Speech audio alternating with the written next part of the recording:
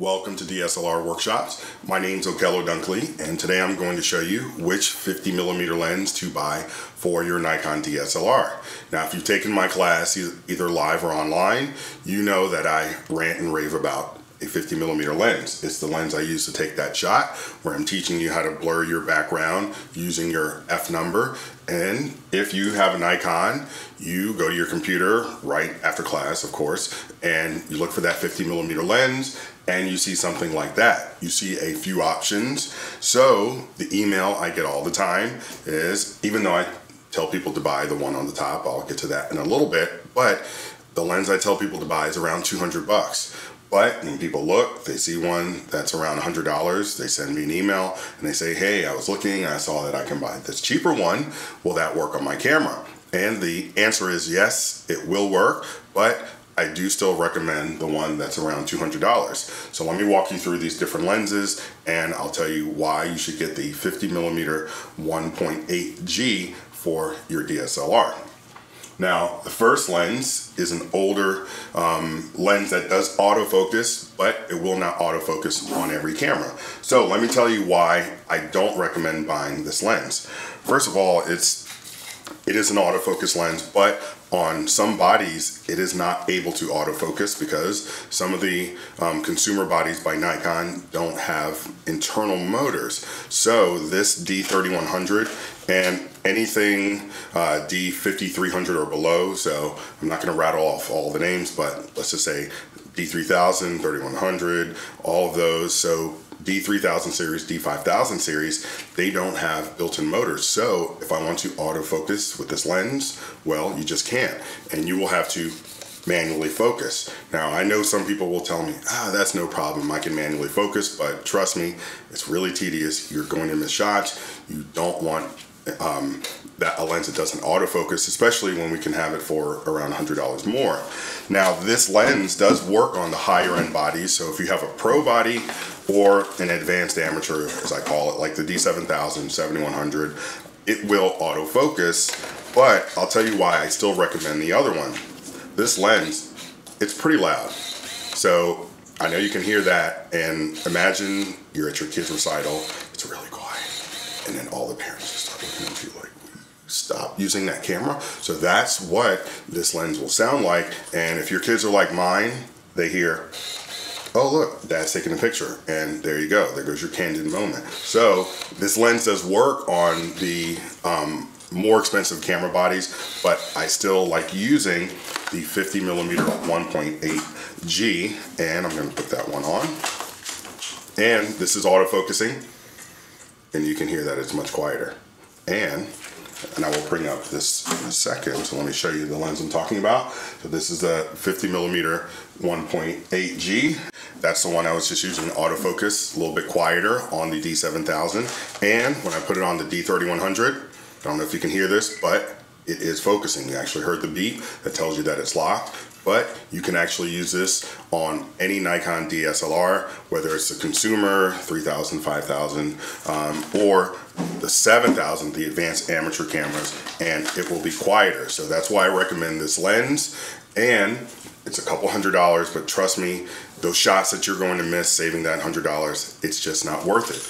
Now, there's also a more expensive lens. It's the 50mm 1.4. Now, let me go full screen with that.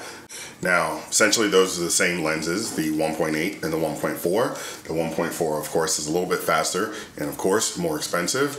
At time of recording, this was 325 bucks, whereas the 50mm 1.8 was around 200, so about $125 difference.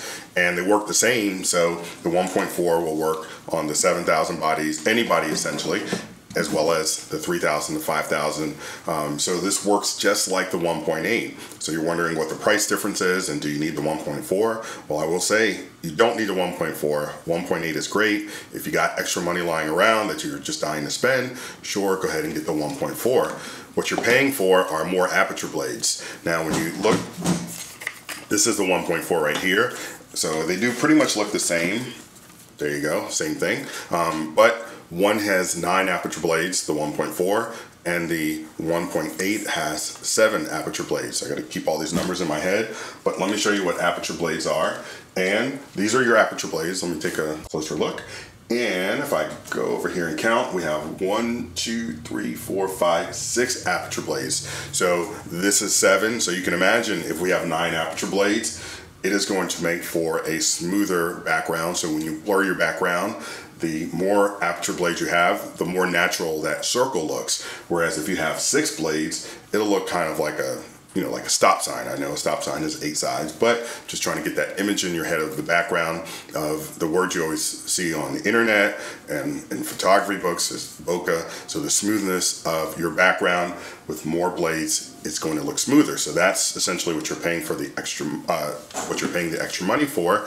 Now, why do I tell people to buy the 50mm lens? So what I went and grabbed a bunch of shots just off my one of my computers here, just the first shots I can grab. I just use Lightroom and I just select 50mm lens as the focal length, and these were all taken with 50mm lenses. So it's usually the first lens I grab when I'm taking pictures of the kids. So there's 50mm lens, 50mm lens. It's my son and daughter, and you can see it's just usually the first lens I grab. Now, it is not going to do everything for you, but I will just grab it when I'm going to a wedding. This is just one of my friend's weddings.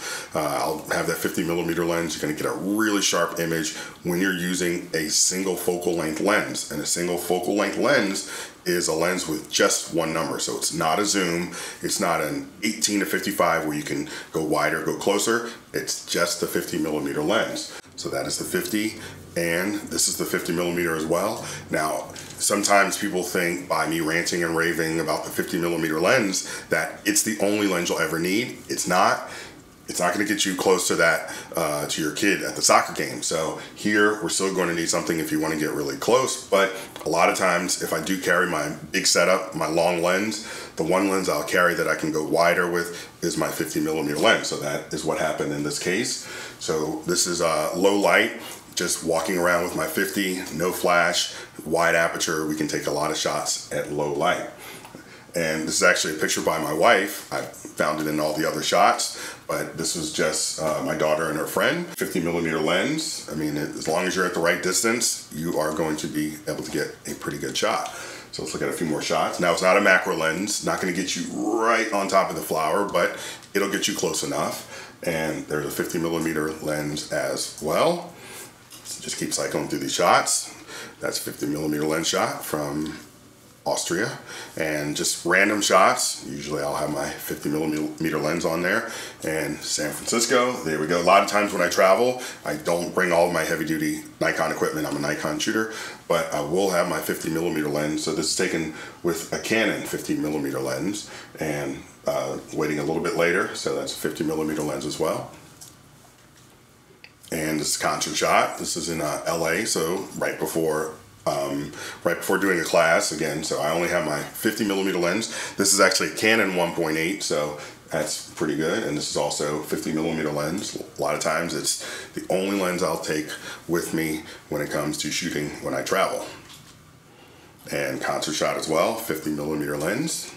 And this is just recently at a spring training game. Just took a shot of my friend's kid with a 50mm lens. So it is my go-to when it comes to a really sharp image. And again, it's really fast, and you'll see that in some of the other classes. We talk about why that speed is so important, especially when we're shooting in low light. So this is the one I recommend getting. I'll go full screen when I take you out of here, but the 50mm 1.8G by Nikon, and happy shooting.